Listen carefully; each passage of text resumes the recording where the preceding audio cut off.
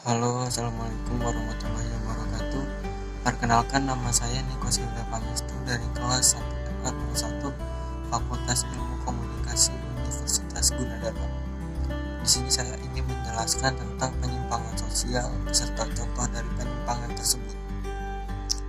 Langsung saja, yaitu penyimpangan sosial atau perilaku yang menyimpang baik dalam keadaan sadar maupun tidak sadar, pasti kita pernah melakukannya.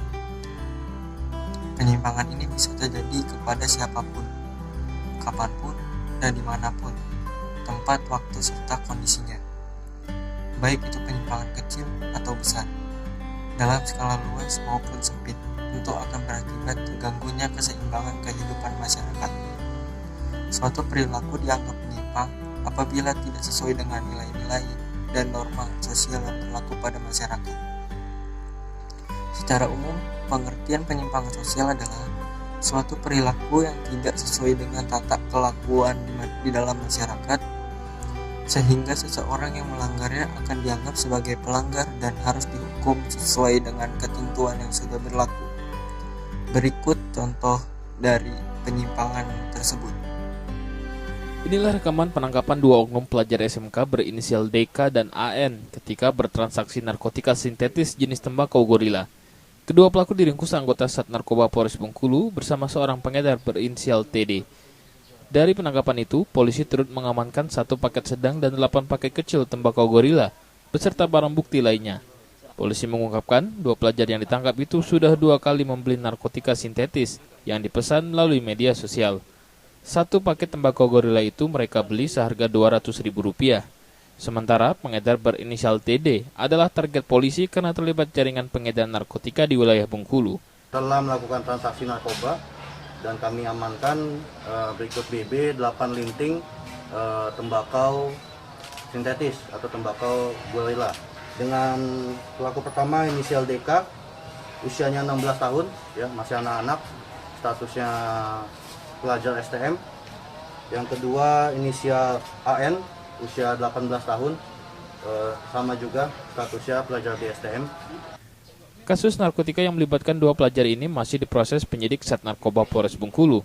Ketiganya disangka pasal 114 ayat 1 dan pasal 111 ayat 1 Undang-Undang Nomor 35 Tahun 2009 tentang narkotika dengan ancaman 4 tahun penjara. Gilang Triwibisono, Kompas TV Bengkulu.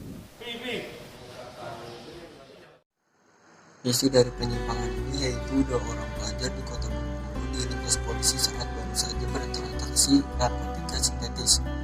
Bersama keduanya, polisi mengamankan 8 paket tembakau gorila yang masuk dalam narkotika golongan 1. Dari penangkapan itu, polisi turut mengamankan 1 paket sedang dan 8 paket kecil tembakau gorila beserta barang bukti lainnya. Polisi juga mengungkapkan 2 pelajar yang ditangkap itu sudah 2 kali membeli narkoba atau narkotika sintetis yang dipesan melalui media sosial.